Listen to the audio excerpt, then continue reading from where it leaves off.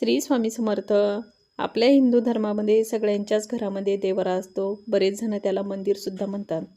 आपण त्यामध्ये आपले आराध्य स्थापित करतो, म्हणजेच आपले कुलदैवत, व त्यांची नित्यनेमाने पूजा देखील करतो. पण ताईंनो, तुम्हाला नेमकी दररोजची पूजा कशी करायची, त्यामध्ये कोणते नियम पाळायचे, नेमकी दररोजची देवपूजा कशा पद्धतीने केली जाते, कशा पद्धतीनं सुरुवात करायची, हे मी तुम्हाला एका लॉंग व्हिडिओमध्ये शेअर केलेलं आहे. तुम्ही तिथे जाऊन येणं नक्की त्या म्हणजे व्हिडिओला भेट द्या. त्या व्हिडिओमध्ये ना पूर्ण मी डिटेल जी माहिती असते ना आपल्या दररोजच्या देवपूजेची, तर ती पूर्ण दिलेली आहे. पण इथं मी तुम्हाला थोडक्यात सांगण्याचा प्रयत्न करते.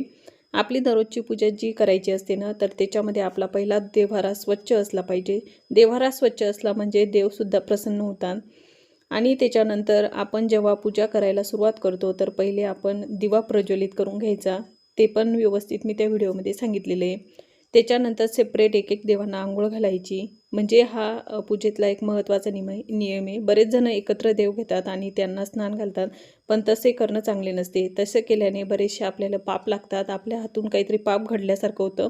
त्यासाठी सेपरेट देव घ्यायचे, सेपरेट देवांना आंघोळ घालायची.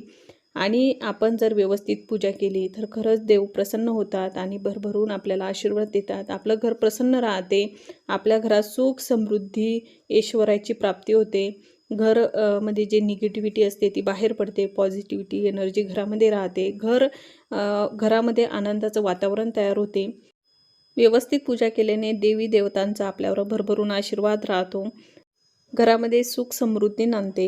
आणि घरातलं वातावरण, घरामध्ये जे दूषित वातावरण झालेलं असतं ना, तर ते सुद्धा व्यवस्थित पूजा केल्याने आपलं घरातलं वातावरण एकदम शुद्ध होऊन जातं.